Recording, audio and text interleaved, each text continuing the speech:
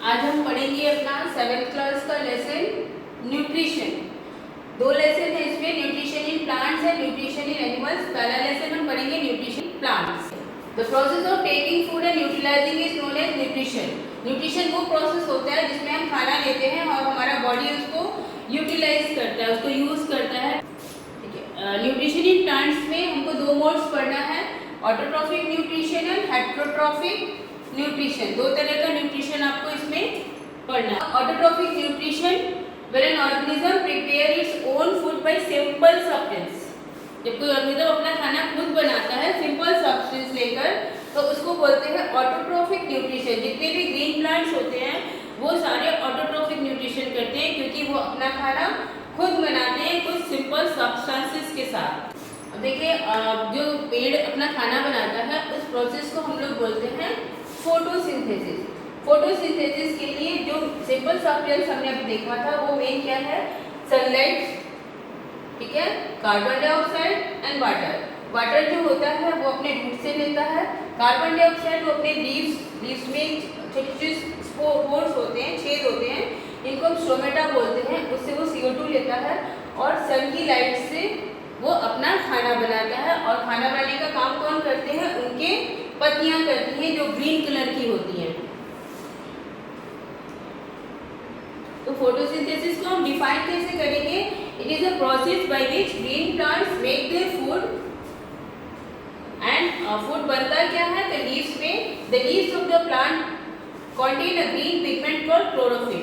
उसके लीव्स में एक ग्रीन कलर की पिगमेंट्स होती है जिसको हम क्लोरोफिल कहते हैं। और जिस प्लांट में क्लोरोफिल नहीं होती है वो पेड़ अपना खाना नहीं बनाते हैं। तो without chlorophyll plant can not make their food.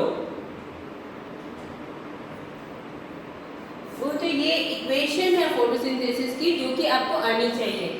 CO2 plus water H2O, chlorophyll के अंदर सनलाइट की प्रेजेंस में पेड़ जो खाना बना रहा है C6H12O6 शुगर, और क्या निकालता है, ऑक्सीजन। ये ऑक्सीजन हम लोग सांस लेने के लिए यूज करते हैं।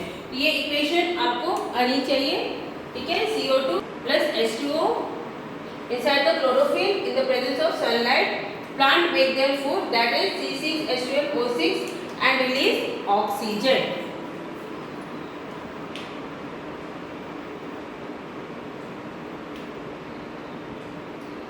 Now stomata, what is stomata? The tiny pores in the leaves are called stomata. Leaves के अंदर छोटे छोटे छेद होते हैं जिसको कि हम स्टोमेटा बोलते हैं। देखिए स्टोमेटा है, ये दोनों तरफ सेल होता है जिसको हम गार्ड सेल बोलते हैं, और ये गार्ड सेल स्टोमेटा के को प्रोटेक्ट, उसकी दोनों तरफ उसको प्रोटेक्ट करता है। आइए अब हम opening and closing of stomata देखते हैं। तो opening and closing of stomata ये डिपेंड करता है हमारे गार्ड सेल्स के ऊपर, ठीक है। जो गार्ड सेल्स होते हैं वो स्टोमेटा को खोलने और बंद करने में मदद करते हैं, ठीक है। गार्ड सेल्स क्या होते हैं, स्टोमेटा के दोनों तरफ होते हैं, और जब water enter into the guard cell, जब पानी गार्ड सेल में भर जाता है तो क्या होता है, स्टोमेटा फूल जाता है, स्वेलन हो जाता है and it's get open. Okay, when water enters into the guard cell, it gets swollen and the stomata open.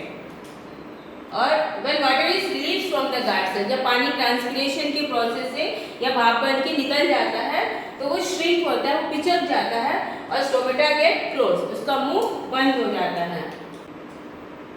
यहाँ पे देखो बच्चों, ये गार्ड सेल है, ठीक है, और ये स्टोमेटा है। जब वाटर इसके अंदर गया तो ये फूल गया, और जैसे ये स्वेलन हो गया स्टोमेटा का मुंह खुल गया।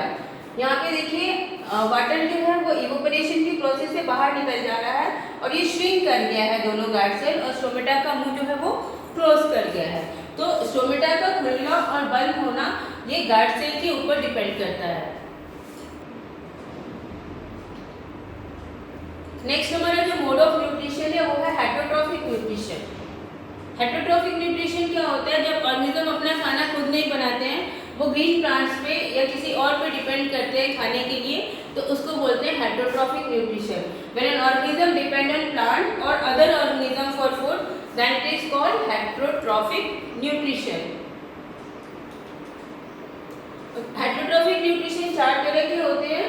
there are four types: parasitic, insectivorous, saprophytic and symbiosis.